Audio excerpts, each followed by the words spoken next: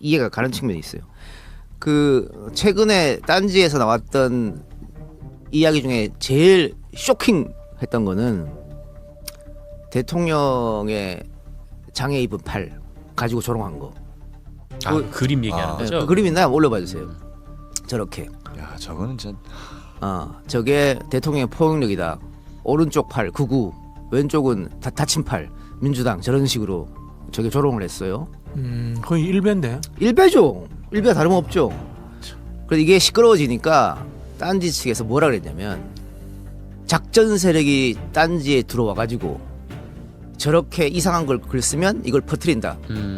자기들 죽이려고. 그러니까 작전 세력이라고 했는데 저거 글 쓴 사람이 그동안 엄청나게 많은 글을 썼고 딴지에서부터 추천을 몇백 개씩 받은 글도 300개 넘은 게 추천받은 것도 엄청나게 저 아이들 한번 검색해봐요. 그런데 작전 세력이 할 수 시작은 허지웅 씨였습니다.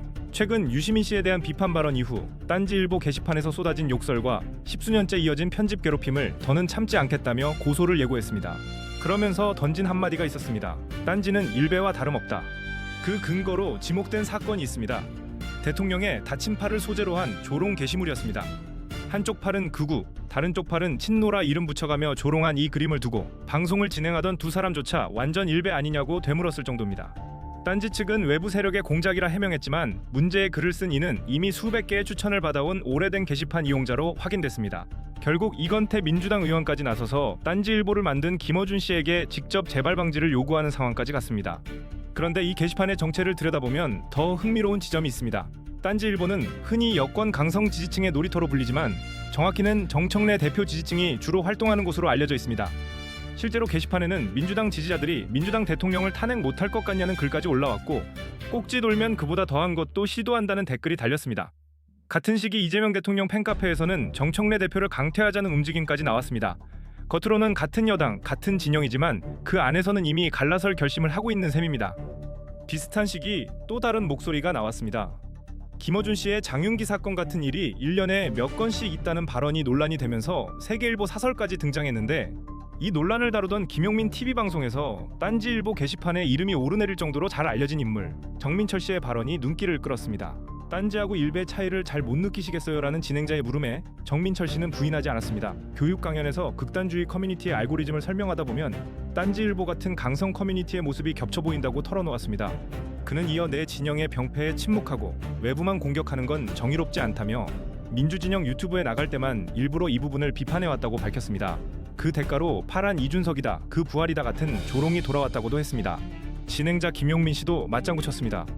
그 일배들하고 뇌 회로가 똑같을 것이라는 겁니다.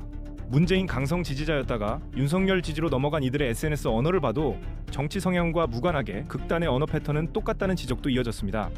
그럼 정민철 씨가 직접 발언한 내용을 한번 들어보시죠. 라든지 아니면 정말 우리가 왜 정치를 이토록 관심을 갖고 또 하려고 합니까? 더 좋은 사회를 만들고 더 좋은 국가를 만들기 위해서 하는 건데 이런 우리 진영에 있는 병폐라든지 문제에 대해서는 침묵하면서 외부에게만 공격하는 것은 그야말로 정의롭지 못하고 또 정치를 시작하고자 했던 저의 그 초심을 굉장히 모욕하는 일 같아서 이런 부분에 대해서 사실 외부 이제 예를 들어서 보수 진영 유튜브에 나갔을 때는 언급하지 않았습니다만 이 민주 진영의 유튜브에 나갈 때는 이 부분들을 자성하기 위해서 계속해서 비판을 했는데요. 결론적으로 결론이 어떻게 됐냐면 파란 이준석이다.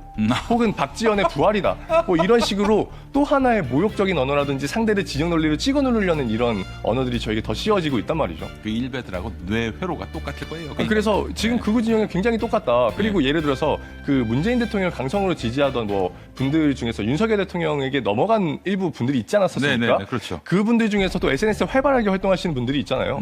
그분들이 최근에 뭐 트위터나 이런 데 올리는 거 보니까 정말 극우의 언어보다 더 극우적인 그 모습들을 보이더라고요.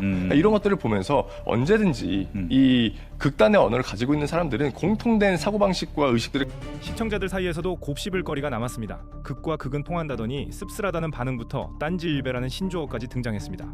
무엇보다 눈에 띈 건 이 댓글이었습니다. 일배는 지들끼리 놀지만 딴지는 정치인들까지 같이 놀고 있으니 더 큰 문제라는 지적입니다. 흥미로운 건 이 발언들이 반대 진영이 아니라 스스로를 진보로 규정해온 인물들의 입에서 나왔다는 점입니다. 진영 논리에 갇힌 온라인 여론이 결국 스펙트럼과 무관하게 닮아간다는 방증일 수 있습니다. 다만 그 자성의 목소리가 실제 정치권의 언어와 태도까지 바꿀 수 있을지는 좀 더 지켜볼 일입니다.